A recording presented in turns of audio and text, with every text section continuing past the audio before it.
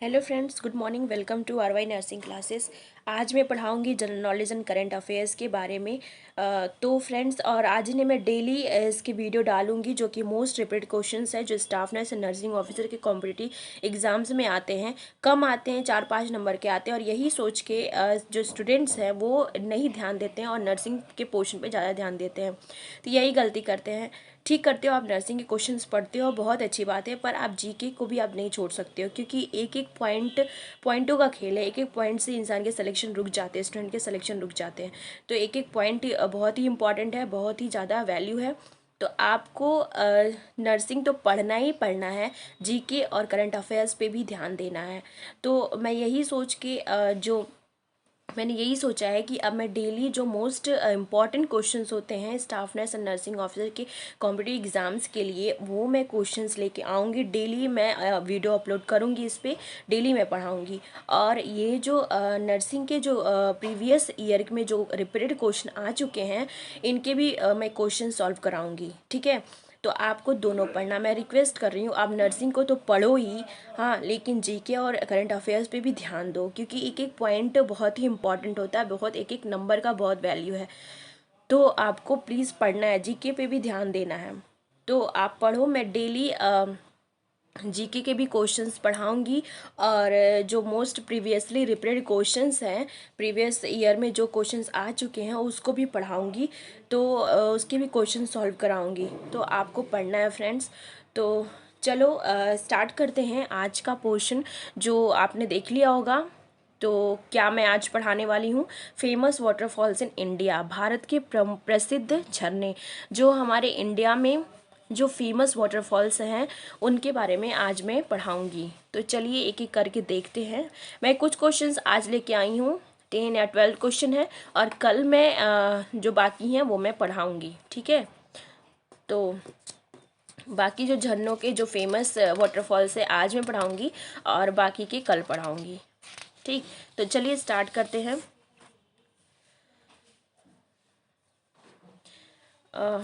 Friends, ये एक बात मैं आपको बता दूं, कुछ बच्चे, मैं पहले पढ़ाती थी स्टार्टिंग में, मुझे ज़्यादा एक्सपीरियंस नहीं था।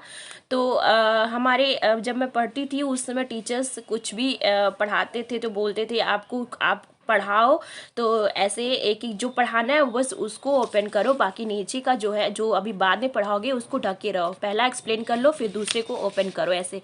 तो वही मुझे माइंड में था। तो मैं यूट्यूब में, मतलब मुझे इतना एक्सपीरियंस नहीं था, तो इसलिए मैं ऐसा पढ़ाती थी। तो और कुछ स्टूडेंट्स बोलते थे कि मैम ये पेपर क्यों छिपा लेते हो। तो मेरे तो जान लो फ्रेंड्स, मेरे माइंड में यही था, मैंने यही सीखा था। तो चलो, अब मैं ऐसा नहीं पढ़ाती हूँ। आपने कमेंट में किया था कि मैम ऐसे मत पढ़ाया करो, पेपर्स को ऐसे छिपा के। तो मैंने ऐसे ही सीखा था, तो मैं ऐसे पढ़ाती थी। मुझे आइडिया नहीं था, यूट्यूब पे मैं नई थी, मुझे एक्सपीरियंस नहीं था। तो चलिए, आज मैं वैसे नहीं पढ़ाऊँगी। तो आज क्या, मैं बहुत पहले से नहीं ऐसे पढ़ा रही हूँ, जब से बच्चों ने बोला है। तो चलिए स्टार्ट करते हैं। तो पहला जो झरना आज हम पढ़ेंगे, बरकाना फॉल्स। ये जो बरकाना फॉल्स है, कितना मीटर है, इसकी ऊंचाई जो है 259 मीटर है, और फिट में अगर देखें तो 850 फीट है। और ये कहाँ पे है, शिमोगा जिला में है, कर्नाटक में। तो ये आपको फ्रेंड्स थोड़ा मुश्किल है, पर आप याद रखना, या आप याद तो करना नहीं है, रटना तो है नहीं, बार बार पढ़ने से वो माइंड में आ जाता है। तो आप बार बार देखोगे, बार बार उसको रिवीजन करोगे तो याद हो जाएगा, बैठ के रटने की ज़रूरत नहीं है। ठीक, और बरकाना फॉल्स मैंने बताया। फिर जो जोग फॉल्स है, ये 253 मीटर है, और अगर फिट में देखें तो 830 फीट है। और ये कहाँ पे है, कर्नाटक में, सागर कर्नाटक में है। और ये जो थर्ड झरना है, ये खांडधर फॉल्स है, इसका नाम खांडधर फॉल्स। ये कहाँ पे है, इसकी ऊंचाई पहले देख लेते हैं। ऊंचाई जो है 244 मीटर है, जो कि 8 से 1 फीट है। और ये कहाँ पे है, सुंदरगढ़ जिला उड़ीसा में है। और ये फोर्ट जो है, हेबेबे फॉल्स, जो कि 168 मीटर की है, 551 फीट में है, 551 फीट। एंड इसका स्थान कहाँ पे है, प्लेस चिकम चिकम मागलुरु जिला में है, कर्नाटक में। तो नाम मुश्किल है, चिक्कमंगलुरु जिला कर्नाटक में है। ठीक, तो ये आपको रटना नहीं है, ये सब ऐसा ना कि बार बार पढ़ो तो अपने आप माइंड में आ जाता है, रटने की ज़रूरत नहीं है। तो आप इसको 4-5 बार देखोगे ना तो आपको याद हो जाएगा। तो अगर याद नहीं भी होगा तो इसको बार बार पढ़ने पे क्या होगा कि आप क्या करोगे कि जब बार बार पढ़ोगे तो जो ऑप्शन में आते हैं ना तो याद आ जाएगा, अच्छा ये था, तो इस ऐसे भी याद आ जाता है। तो चलो, और ये नेक्स्ट देखते हैं, पलानी फॉल्स, जो कि 150 मीटर है, 490 फीट का है, और कहाँ पे है, कुल्लू जिला, हिमाचल प्रदेश। और ये है बिशप फॉल्स जो कि 135 मीटर है, 443 फीट, 443 फीट है, शिलोंग मेघालय में है। और नेक्स्ट है दुदुमा फॉल्स जो कि 175 मीटर है, जो कि फिट में अगर देखते हैं 175 मीटर 574 फीट है, जो कि कहाँ पे है, कोरापुट जिला उड़ीसा में है।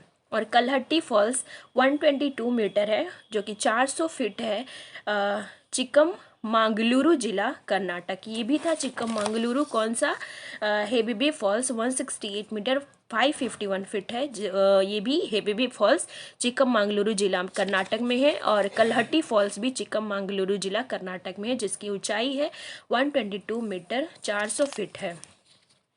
अब नेक्स्ट देखते हैं कुने फॉल्स। जो कुने फॉल्स है ये 200 मीटर इसकी ऊंचाई है, 660 फीट का है, कहाँ पे है, लोनावाला महाराष्ट्र में है। और सोचीपारा फॉल्स जो है 200 मीटर है, 660 फीट का, और केनानाड जिला केरल में है। और जोरांडा फॉल्स जो है वो 157 मीटर का है, 515 फीट, मयूरभंज जिला उड़ीसा में है। और लोध फॉल्स जो है 143 मीटर का है, 469 फीट, जो कि लातेहार जिला झारखंड में है। तो फ्रेंड्स, मैंने आपको 12 पढ़ाए हैं, कितना, 4 8 12 है। हाँ, तो आपको ये क्या करनी है, रटने नहीं है, आपको बार बार अगर आप देखोगे ना तो माइंड में आ जाएंगे, ऑप्शन भी आएगा ना तो आप कर लोगे। तो ये हो गए आपके जो फॉल्स है, वाटरफॉल्स है। तो ये जो सिर्फ नर्सिंग वालों के लिए नहीं इम्पॉर्टेंट है, जो नॉन नर्सिंग या अदर एग्ज़ाम्स की प्रिपरेशन कर रहे हैं उनके लिए भी बहुत ज़्यादा वैल्यूएबल है, बहुत ज़्यादा इम्पॉर्टेंट है। तो वो लोग भी देखें, और बहुत ज़्यादा मैं बोल रही हूँ, बहुत ही ज़्यादा आपको हेल्पफुल होगा ये। तो जो ज़रूरी नहीं है, मैंने स्टार्टिंग बोला नर्सिंग वाले उनके लिए तो इम्पोर्टेंट है ही। तो मैं उनको बोल रही हूँ इसलिए क्योंकि वो लोग ना, नर्सिंग वाले जो हैं स्टूडेंट्स, वो मोस्टली क्या करते हैं, जो मैक्सिमम नर्सिंग के पोर्शन पे ध्यान देते हैं, क्योंकि ये कम पूछा जाता है, तो इसलिए इस पर ज़्यादा ध्यान नहीं देते हैं। इसलिए उनके लिए तो इम्पोर्टेंट है, उनको तो पढ़ना ही पढ़ना है। और जो अलग किसी एग्ज़ाम्स का प्रिपरेशन कर रहे हैं उनके लिए भी ये बहुत ज़्यादा हेल्पफुल है, तो वो लोग भी पढ़ें, तो एग्ज़ाम्स में उनको बहुत ज़्यादा हेल्प करेगा ये। तो आज मैं क्वेश्चन ऑफ द डे मैं डेली लेकर आऊँगी, तो आपको ये कमेंट करके बताना है, खारे पानी की सबसे बड़ी तटीय झील कौन सी है।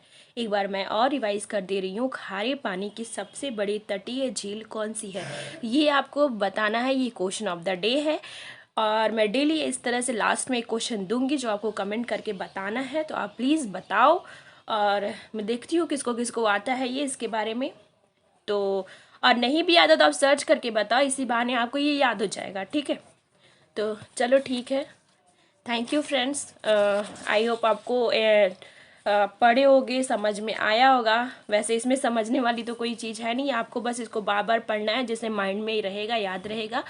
तो चलो ठीक है, अब कल मैं नेक्स्ट जो बाकी के रिमेनिंग जो वाटरफॉल्स हैं उनको लेकर आऊँगी। फिर अब नर्सिंग वालों के लिए अब मैं जो प्रीवियस ईयर में पूछे गए क्वेश्चंस हैं उनको अब पढ़ाऊँगी शाम को। तो वो आप देखना, बहुत ज़्यादा बहुत ज़्यादा हेल्पफुल होगा आपके लिए। तो चलते हैं अब कल मॉर्निंग में जीके के क्वेश्चंस, और हाँ, उसका कमेंट करके आप बताना इस क्वेश्चन का मुझे, जिसको नहीं मालूम सर्च करके बताओ, आपको सर्च करोगे बताओगे आपको याद हो जाएगा हमेशा के लिए, खारे पानी की सबसे बड़ी तटीय झील कौन सी है, ये आपको बताना है कमेंट करके, ठीक। चलो थैंक यू फ्रेंड्स। और अगर कुछ बेनिफिट मिल रहा है तो प्लीज़ लाइक कर दो, शेयर कर दो और सब्सक्राइब कर दो, और शेयर कर दो उनको ताकि अदर स्टूडेंट्स को, ताकि उनको भी कुछ अच्छी चीज़ें मिल सके जो उनके लिए बहुत हेल्पफुल होगा एग्ज़ाम्स के लिए। तो दूसरों को भी शेयर किया करो ताकि उनको भी बेनिफिट मिल सके। तो चलो friend, thank you very much.